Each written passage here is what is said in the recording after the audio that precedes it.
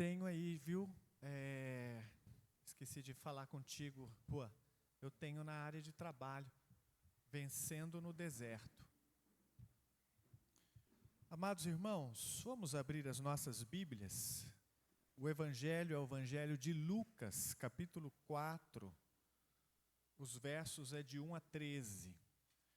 Pode abrir só o programa, só as imagens, Juan, que tem tudo lá, tá? Não precisa sair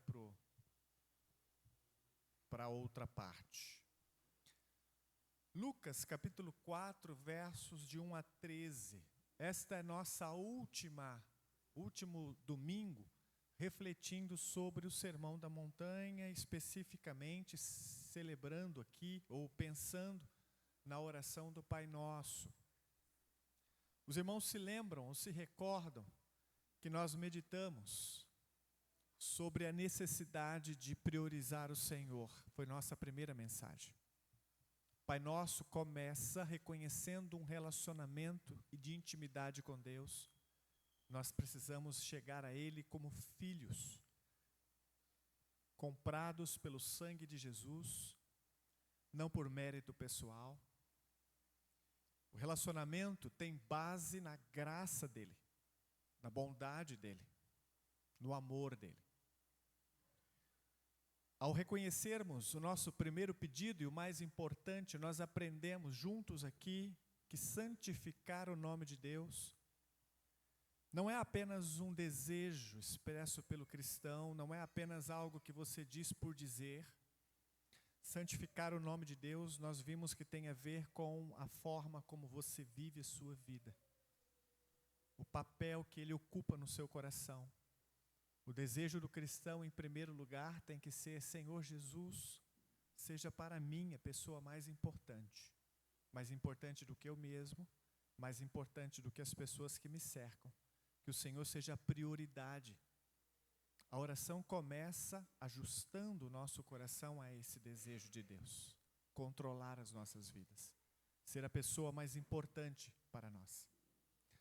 O segundo pedido é para que o reino dele, que é absoluto nos céus, se manifeste também em nosso coração.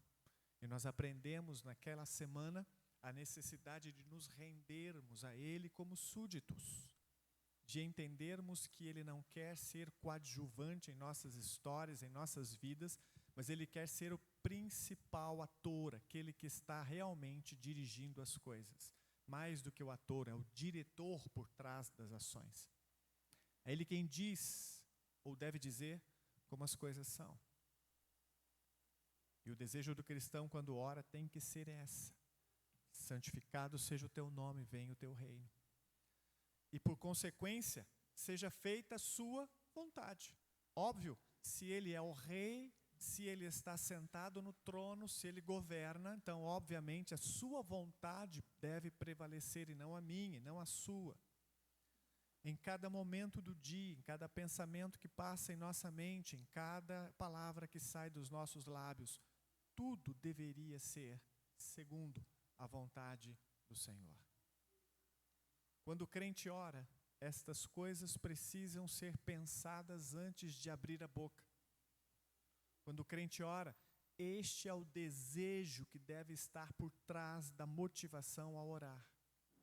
Alguém já diria: por que o crente ora se Deus já sabe todas as coisas, Sabaque? Por que o crente ora, Marina, se Deus já sabe tudo o que você vai falar? Por quê? Porque, na verdade, quando oramos, Deus está ajustando o nosso coração à sua vontade, ao seu reino e à santidade dele em nossas vidas.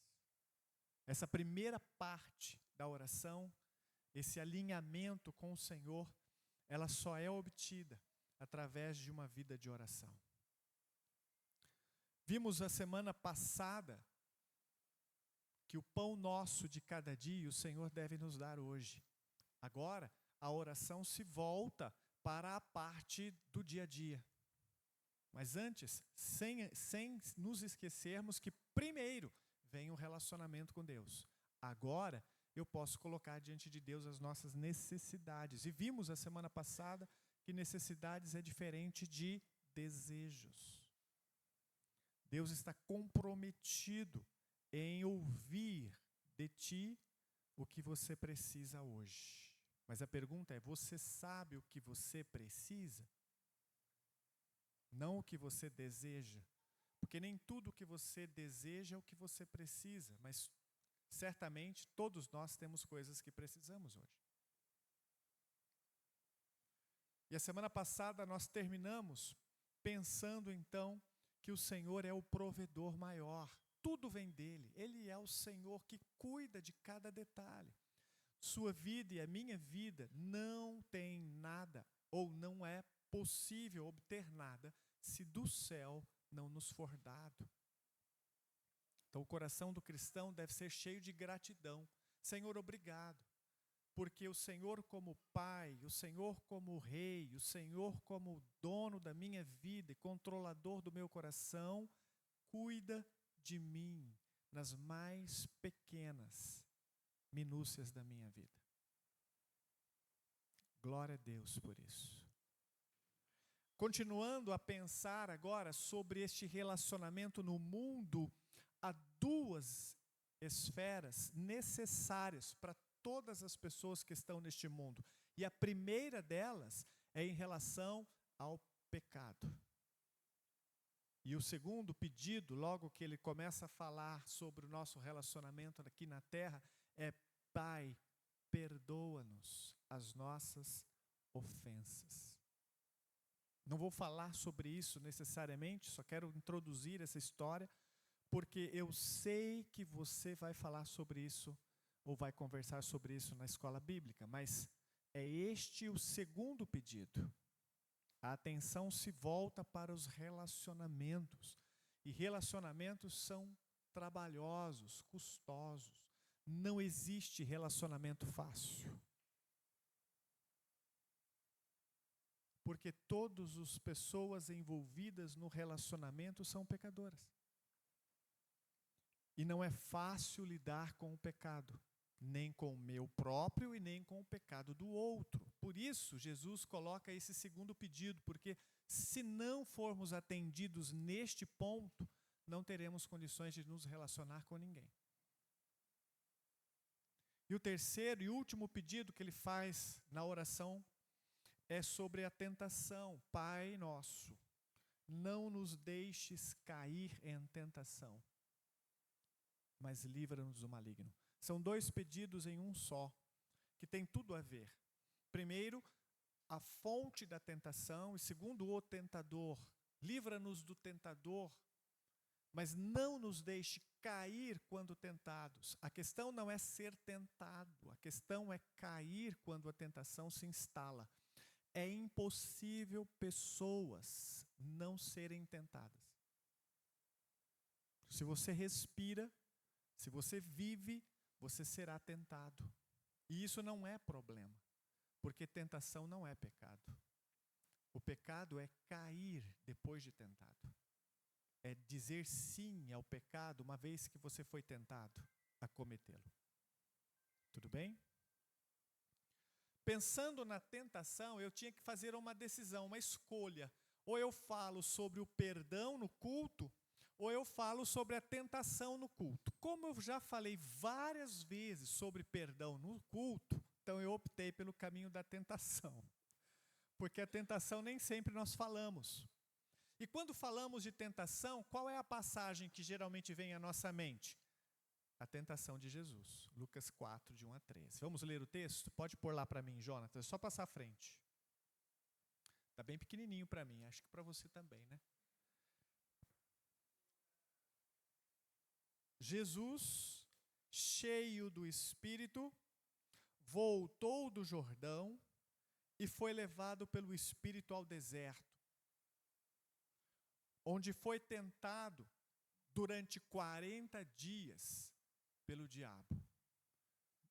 Não comeu nada durante esses dias e ao fim deles, teve fome. O diabo lhe disse: se és o filho de Deus, ordena esta pedra que se transforme em pão.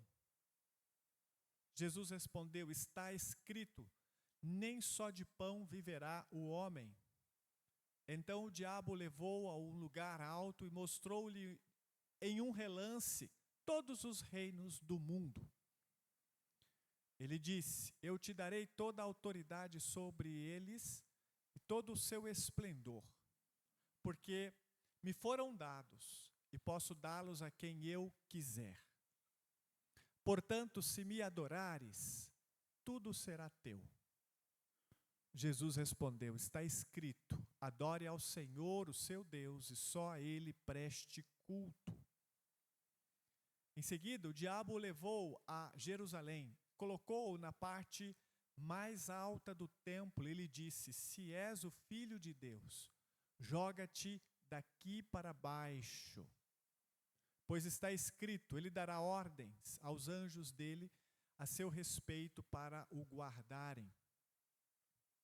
Com as mãos eles o segurarão, para que você não tropece em alguma pedra.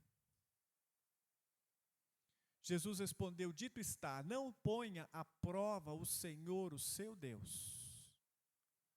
Tendo terminado todas essas tentações, o diabo o deixou até a ocasião oportuna.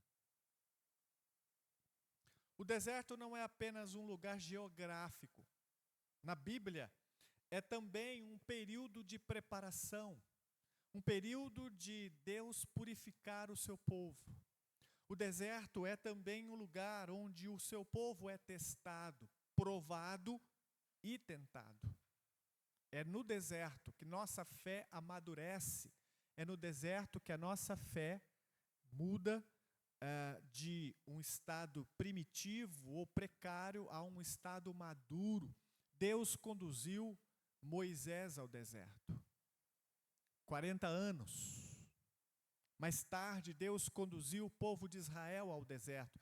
E eu digo, Deus conduziu literalmente, com uma chama de fogo à noite e uma coluna de nuvem de dia. A intenção de Deus é: você precisa enfrentar o deserto e crescer como nação. Deus conduziu Elias ao deserto. E lá, depois de um tempo, ele se encontrou com Deus e Deus o restaurou do deserto. Mais tarde, o próprio Filho de Deus foi conduzido ao deserto após um momento de grande alegria. Jesus havia acabado de ser batizado, o Espírito Santo havia descido sobre ele como uma forma de pomba, ele havia ouvido a voz do Pai dizendo: este é o meu Filho amado em quem me agrado, e ele então é conduzido pelo Espírito de Deus ao deserto. Foi intencional, Deus queria que o seu filho fosse tentado, Deus queria que o seu povo, o seu filho enfrentasse as terríveis investidas do inimigo contra a sua alma. Fazia parte do propósito de Deus para o Filho de Deus. Jesus enfrenta então uma poderosíssima oposição. Há alguém que pode dizer: mas quando Jesus é tentado é diferente de quando eu sou tentado, afinal de contas ele é Jesus. E eu não, eu sou só um ser humano, normal e pecador. Deixa eu lhe dizer uma coisa, para Jesus foi muito pior ser tentado do que para você. Por quê? Porque Jesus foi tentado até o último grau, nós somos tentados até certo ponto e já caímos. Aí a tentação cessa. Jesus é experimentado de formas terríveis, e é tentado de formas terríveis, até que não haja mais forças. Por quê? Porque ele não cede. É como um inimigo que vai batendo e batendo e batendo, enquanto você fica de pé, ele continua batendo. Se você sente o golpe e deita, ele para de te bater. Mas enquanto você estiver de pé, ele vai te bater. Então Jesus foi tentado num nível acima do que eu e você somos tentados, porque nós caímos rapidamente. Jesus não.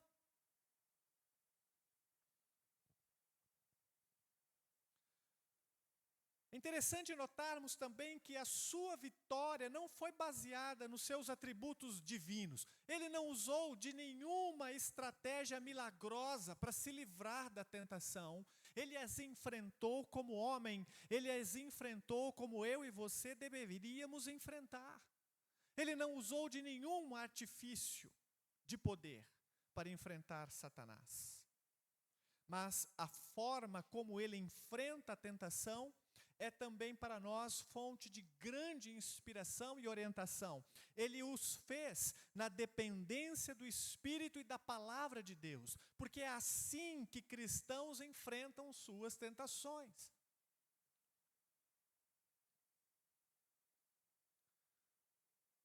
Há um momento de preparação que eu quero chamar a sua atenção nos versos 1 e 2. Deus prepara o cenário. A Bíblia diz que ele foi cheio do Espírito Santo no verso 1, e ele se volta do Jordão, levado pelo Espírito ao deserto. Durante 40 dias ele é tentado, ele não comeu nada durante todos esses dias, e a Bíblia diz que só no final ele realmente está faminto. A tentação não ocorre em um momento de pecado. A tentação ocorre no momento de plenitude espiritual. Jesus está cheio do Espírito, diz o texto no verso 1. Mas ao mesmo tempo que o Espírito está cheio, a carne está enfraquecendo. Porque o momento de deserto e a situação da privação vai debilitando o corpo. Embora o Espírito está fortalecido, a carne é enfraquecida. Jesus foi guiado pelo Espírito. Às vezes Deus nos permite passar por situações de tentação e provação e dor e dificuldade, e é intencional. Ele nos guia a esses momentos. Não é fácil, mas é necessário. Chamo a sua atenção para o texto que está lá, é Deuteronômio capítulo 8, verso 2. Nessa passagem, o Senhor diz: lembre-se de que como o Senhor, o seu Deus, os conduziu por todo o caminho do deserto, durante estes 40 anos, e olha só o propósito, humilhá-los e pôr vocês à prova. A fim de conhecer as suas intenções, diz o Senhor em Deuteronômio, se iriam obedecer aos meus mandamentos ou não. Então, qual é o propósito de Deus ao conduzir Jesus ao deserto? De conduzir você e eu ao deserto. Às vezes enfrentamos desertos assim no relacionamento com Deus, desertos assim no relacionamento íntimo, conjugal, ou assim no relacionamento com outras pessoas, ou assim num relacionamento com alguém que amamos, períodos de dificuldade, períodos onde nós somos tentados a pecar, e nós não entendemos o propósito. Preste atenção, Deus está dizendo ao povo de Israel: eu preciso levá-los durante 40 anos ao deserto para humilhar vocês e pôr vocês à prova. Dificuldades nas nossas vidas muitas vezes têm o mesmo propósito divino: humilhar-nos e nos provar. Ele diz mais, ele diz: além disso, eu preciso que vocês, ou conhecer as suas intenções. Em outras palavras, eu preciso ver o que está no coração de vocês. Eu preciso avaliar vocês. Não só porque ele não nos conhece, ele nos conhece intimamente, mas o que ele quer dizer é que nós precisamos conhecer o nosso próprio coração. E a melhor forma de fazer isso é em meio a exigências do coração. E ele diz ainda: se iriam obedecer aos meus mandamentos ou não. O deserto nos leva a uma situação de escolha. Eu vou obedecer à voz de Deus, Eu vou insistir no caminho que agrada ao Senhor, ou eu vou me desviar para o caminho que o ofende, que o desagrada, mas me agrada?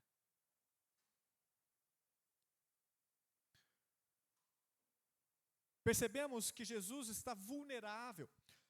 A fome de Jesus mostra que ele foi tentado em nossa natureza humana mais básica. Ele chegou ao ponto em que talvez você chegaria se sair por aí sem comer por 40 dias. Nós aqui, que eu saiba, ninguém aqui fez um jejum como esse. Então nós não fazemos ideia o que é ficar sem comer por tanto tempo. As dores, a perca de peso, a fraqueza.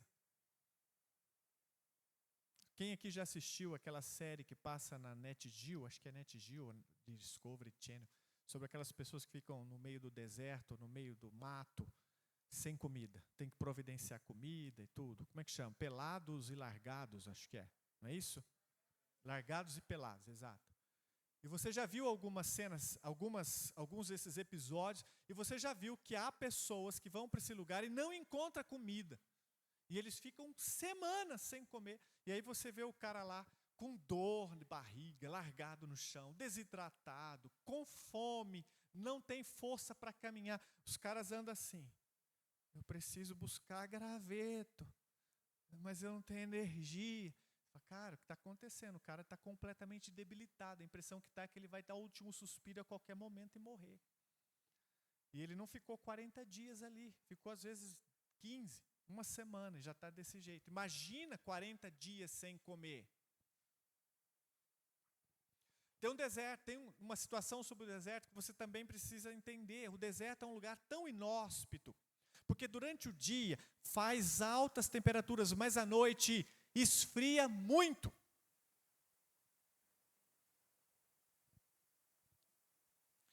O texto de Hebreus, capítulo 4, verso 15, nos lembra por que Jesus passou por isso. Ele diz: pois não temos um sumo sacerdote que não possa compadecer-se das nossas fraquezas, mas sim alguém que, por nós, passou por todo tipo de tentação, diz o texto, ainda que sem pecado. A razão pela qual Jesus enfrentou tão severa dificuldade física, emocional e espiritual foi porque ele deveria ser o nosso sumo sacerdote. Ele precisava entender o que nós enfrentamos. Ele precisava vencer aquilo que nós não podemos vencer. Ele precisava ser diferente do que foi Adão, do que foi Israel, do que foi todos os outros que enfrentaram o deserto. Ele precisava vencer o deserto.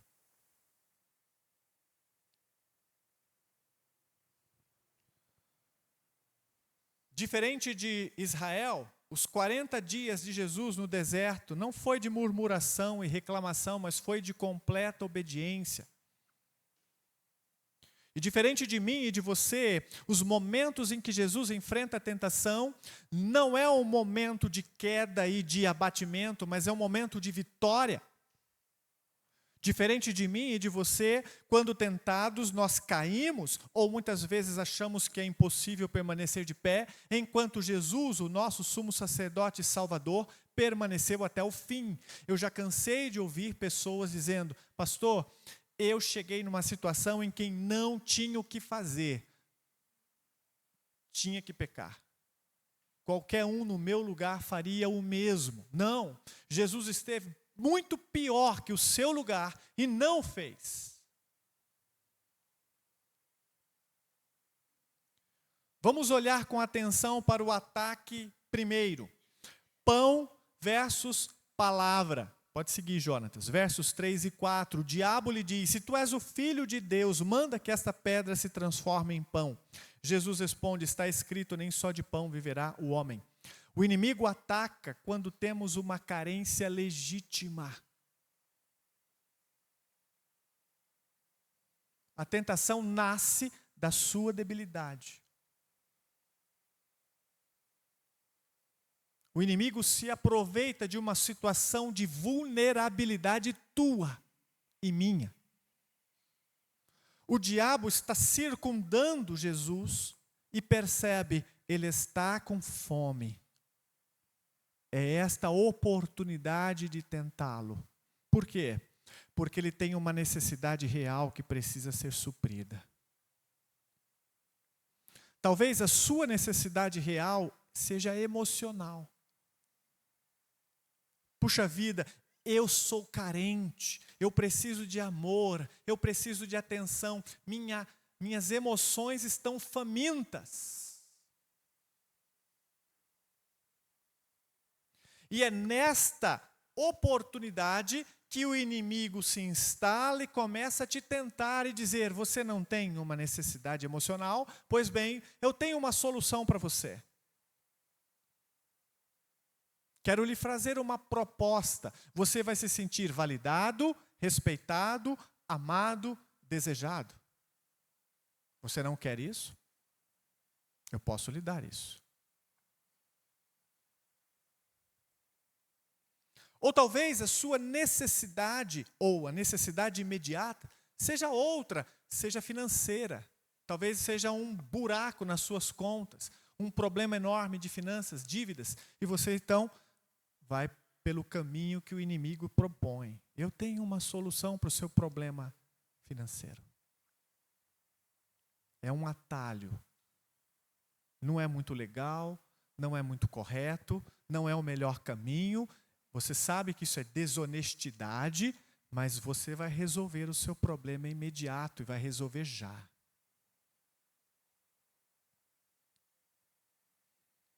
Preste atenção. A tentação se instala justamente numa lacuna que você abre no seu coração. A sugestão do diabo para Jesus era trocar a dependência total de Deus e proporcionar a si mesmo o recurso que ele necessita. É exatamente isso que o inimigo faz hoje.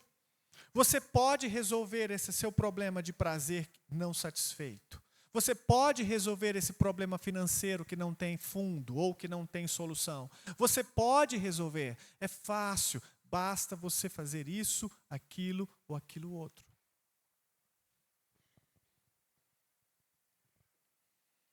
Mas diferente de mim, diferente de ti, o que o Senhor Jesus faz para se defender desta tentação não é negar a necessidade. Ele sabe que está com fome. E ele não mente para Satanás. Quem disse que eu estou com fome? Eu não estou com fome. Eu não preciso, ele não disse que não precisa de pão.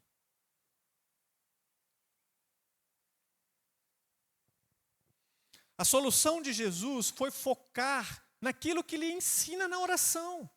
Santifica o nome de Deus, seja feito o teu reino, cumprido o teu reino na minha vida e a sua vontade. É ali que Jesus foca as atenções durante a tentação. Ele coloca em primeiro lugar essas coisas na sua vida, acima da sua necessidade. Lembra que nós falamos, primeiro vem o Senhor, depois vem o pão. Então o que foi que Jesus fez? Ele não colocou o pão em primeiro lugar, ele não inverteu a ordem, ele volta para a ordem certa, foca no Senhor e diz, nem só daquilo que está em quarto lugar o homem necessita, mas daquilo que vem em primeiro lugar, o Senhor e a sua vontade, a sua palavra. Nós somos tentados a inverter os valores, a colocar as nossas necessidades acima da vontade de Deus. Esta era a raiz da tentação no deserto. Esta era a primeira vez que Jesus está enfrentando uma situação na qual a proposta é, resolva o seu problema você mesmo. E ele tinha poder para fazê-lo, mas ele não escolhe esse caminho, porque esse não é o caminho que Deus havia proposto para ele. Talvez você tenha a solução para o seu problema. Eu sei como eu resolvo isso, mas talvez esta solução não é o caminho de Deus para a sua vida.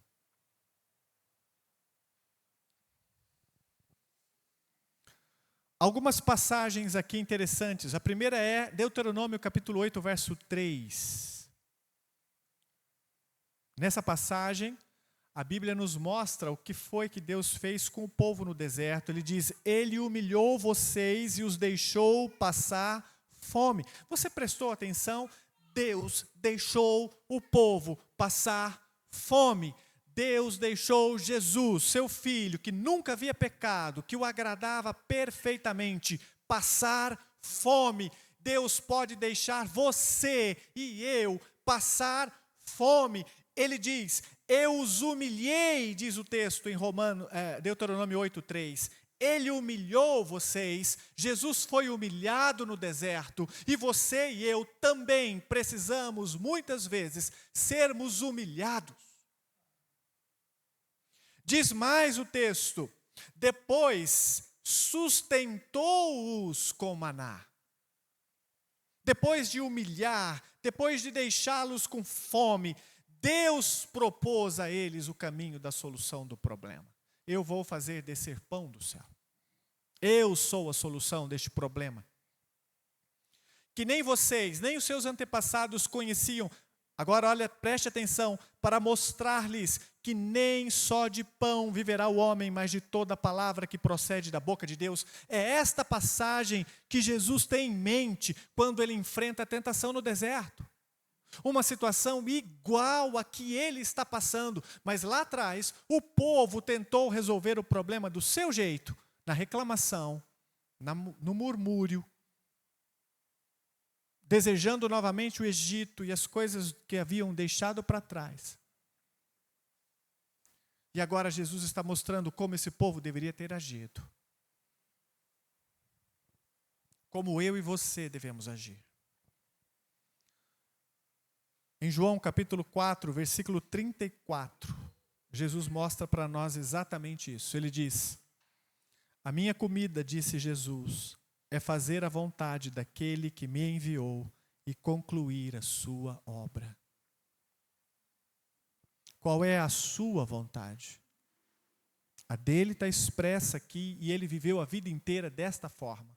E a sua e a minha vontade? Será que a nossa vontade é também fazer a vontade de Deus, em primeiro lugar, concluir a obra dele? Ou será que a nossa vontade é exatamente viver da melhor forma que podemos aqui, tirando o melhor proveito de todas as situações para nosso próprio reino, para nossa própria vontade, nosso próprio prazer?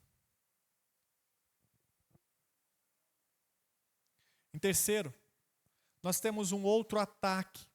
E esse ataque agora muda de frequência, muda de objeto. Ele não está mais focando a necessidade. Ele não está mais focando aquilo que Jesus precisa. Mas ele está focando a sua missão. Está focando o propósito da sua vida.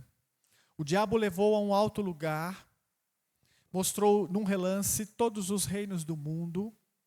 Ele faz a proposta de dar toda a autoridade sobre estes reinos a Jesus e todo o seu esplendor, porque tinham sido dados ao diabo, ele diz, e eu posso dar, ou ele poderia dar a quem ele quisesse. E no verso 7, a proposta foi: se você me adorar, tudo será teu.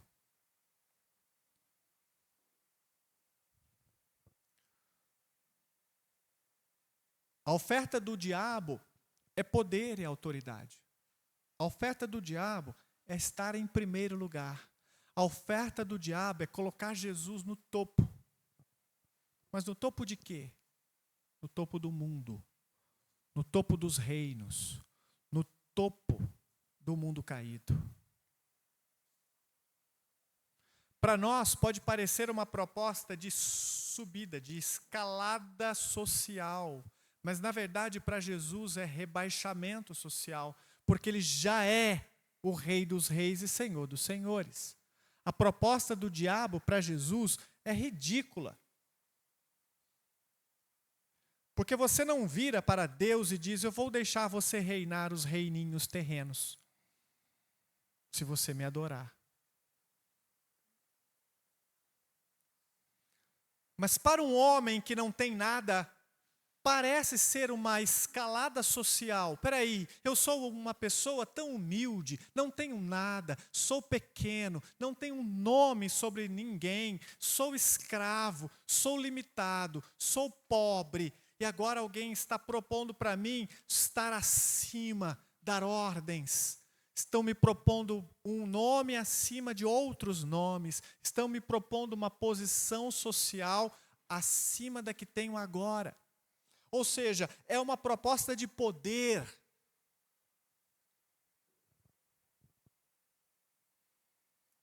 Na verdade, funcionava como uma espécie de atalho. Essa mesma tentação foi dada a Adão e Eva no deserto. Vocês podem ser como deuses, vocês podem ter uma escalada social, vocês podem sair de criaturas para criadores, vocês podem sair de um relacionamento onde você aceita ordens para uma situação onde você dá ordens. Eu posso promover isso a você. E Adão e Eva foram seduzidos. Talvez essa seja a sugestão do diabo para a sua vida também. Talvez você esteja recebendo esse tipo de proposta do diabo. Eu quero que você seja empoderado, que você tenha autoridade. Você é cabeça e não cauda, não é assim que dizem por aí? Eu quero que Deus possa dar a você tudo o que você merece. E essa palavra é tão interessante, porque é isso que o diabo estava dizendo a Jesus nas entrelinhas. Você não merece estar nessa situação. Você não merece estar passando fome. Você não merece ser filho de um carpinteiro. Você não merece estar nessa posição social tão inferior. Você merece estar sentado num trono, governando todos os reinos da terra. E eu posso dar isso a você.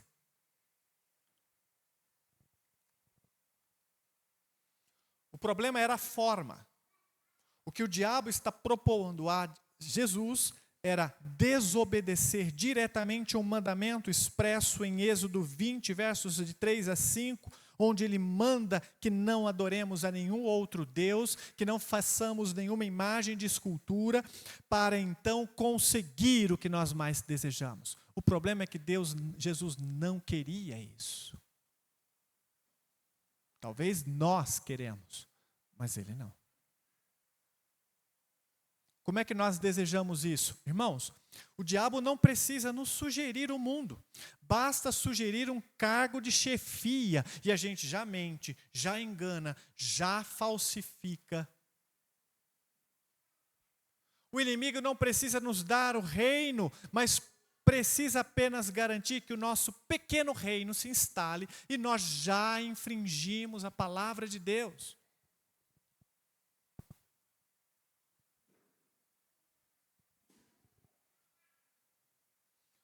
A sugestão, então, era receber o que Deus prometeu para ele, mas sem passar pelo sofrimento da cruz. Você pode ter tudo isso agora, Jesus. Eu vou dar a você. Você pode ter tudo isso agora, meu irmão. Satanás pode dar isso a você.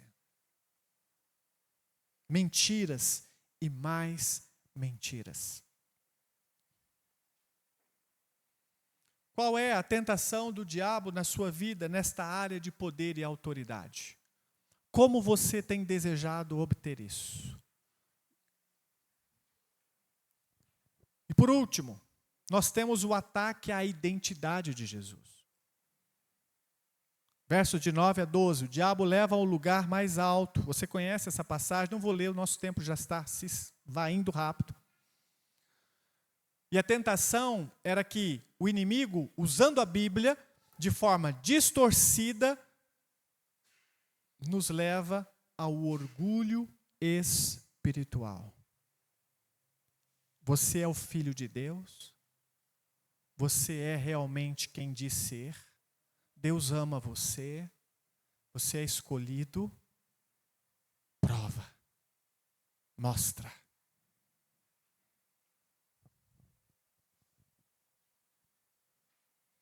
Eu acho interessante, tem um gatilho que nós não suportamos, um gatilho que o inimigo usa com crentes e nós não suportamos. É exatamente isso que o inimigo diz quando você está nessa situação. Você já esteve numa situação onde alguém vira para você, Jovair, e diz assim, viu, mas você não é crente?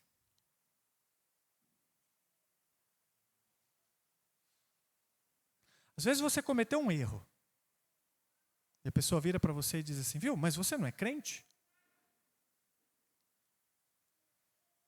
E muitas vezes, quando a pessoa coloca essas questões espirituais no jogo, você sai de si. Perde ali, né? Acabou. Não consigo lidar, porque a pessoa está mexendo numa área minha, vulnerável. Eu não suporto que alguém me acuse, ou que alguém me humilhe, ou que alguém fale comigo, colocando a minha fé em xeque. Perco a paciência. Eu fico nervoso. Eu já começo a falar o que não devo. Por quê? Porque fizeram contigo o que fizeram com Jesus. Você é o Filho de Deus? Prova. Mostra para mim. Outra questão surge aqui rapidamente para nós é: que necessidade Jesus tinha de mostrar a Satanás qualquer coisa? Nenhuma. Ele não precisa mostrar nada. Ele não precisa da aprovação de Satanás, ele não precisa do reconhecimento dele, ele não precisa dos aplausos, ele não precisa de nada que Satanás pudesse fazer. Mas muitas vezes nós cedemos a esse tipo de tentação porque nós apreciamos o aplauso, o cumprimento, o tapinha nas costas, ou o reconhecimento, ou o amor de outras pessoas, que não é do Senhor. E em nome disso, eu faço qualquer coisa. Eu faço qualquer negócio. Satanás força a mão de Deus para provar seu amor por meio de um milagre espetacular. Por isso, a resposta de Jesus foi clara: não tentarás o Senhor teu Deus. Qual é a expressão aqui? Eu não preciso que Deus faça nada por mim para provar que Ele me ama. Não preciso fazer nada para que Deus prove o quanto Ele se importa comigo. Ele o ama porque Ele diz que ama. Pronto.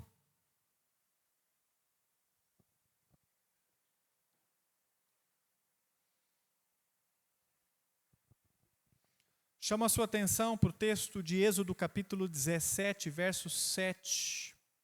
Chamou aquele lugar Massá e Meribá, porque ali os israelitas contenderam com o Senhor e o puseram à prova, dizendo: o Senhor está entre nós ou não? Aqui acontece exatamente aquilo que o diabo propôs a Jesus. Será que o Senhor está contigo, Jesus? Será que Ele te ama mesmo? Só que lá no deserto, o povo é que está dizendo isso. Será que Deus está comigo mesmo? Será que Ele me ama mesmo? Será que Deus cuida de mim mesmo? Não há crença na palavra de Deus. Mas a resposta de Jesus é clara: Ele já me provou o quanto me ama, não preciso de mais provas.